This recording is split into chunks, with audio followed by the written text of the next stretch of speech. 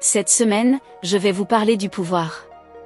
Le pouvoir est une notion qui est largement incomprise par les gens, ce qui a laissé l'occasion à ceux qui le comprenaient, d'en abuser tout aussi largement. Un pouvoir que tout le monde détient et auquel tout le monde a recours de manière naturelle, passe totalement inaperçu au point de ne plus être considéré comme tel, comme le pouvoir de se déplacer à pied d'un point A à un point B, par exemple. Et les personnes hémiplégiques vous diront alors à quel point ce pouvoir-là leur manque cruellement. En revanche, un pouvoir dont personne ne dispose, confère à celui qui le détient, une forme d'ascendant sur les autres s'il le désire. Dans la philosophie propre à l'archimagistère, le pouvoir n'est qu'une question de capacité, de possibilités factuelles, lui associant en revanche, et de manière toute naturelle, les responsabilités, les droits et les devoirs en rapport. Dans l'Ancien Monde, le pouvoir faisait partie de la Sainte Trinité du sexe, de l'argent, et donc du pouvoir. Même mot, mais clairement pas les mêmes fondements. Et selon la philosophie de l'Ancien Monde toujours, qui en détenait les clés, au sens quasiment propre du terme, détenait de fait le pouvoir sur le système. Chacune de ces clés était détenue par un individu différent, et pas forcément toujours le même.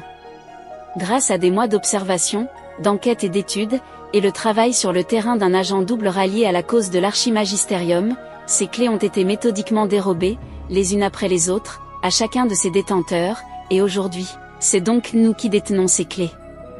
Et lorsque je dis « nous », quand bien même est-ce l'archimagisterium qui en a acté la saisie, cela veut dire « nous, humanité du royaume de Termergaia », avec le soutien inébranlable de la hiérodarchie.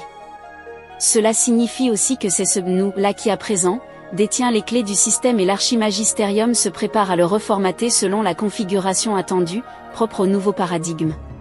Cela fait-il de nous les nouveaux détenteurs du pouvoir ? Probablement. Mais ce ne sera jamais plus le pouvoir qui nous a oppressés, contraints, manipulés et mentis, n'en déplaise aux auteurs du concept de complotisme car oui, les complots des puissants parsèment toute l'histoire macabre des sous-sols de l'histoire. Il s'agit du pouvoir libérateur éternellement garanti à une humanité entière, la nôtre. Et puis, le pouvoir oppresseur, franchement, ce n'est plus du tout à la mode. La réunification des opposés complémentaires permet largement d'assainir cette notion de pouvoir, comme toutes les autres notions qui sont propres à notre civilisation le sont également aujourd'hui. Et le pouvoir, le vrai, n'est en définitive qu'une émanation de nos efforts à tous pour nous accomplir. Ensemble. Main dans la main. Unis. Car ensemble, on est toujours plus fort que tout seul, ou séparé, divisé.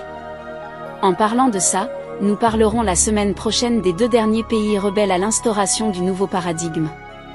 En attendant, portez-vous à merveille en ces temps de tous les renouveaux du monde, et c'est peu de le dire.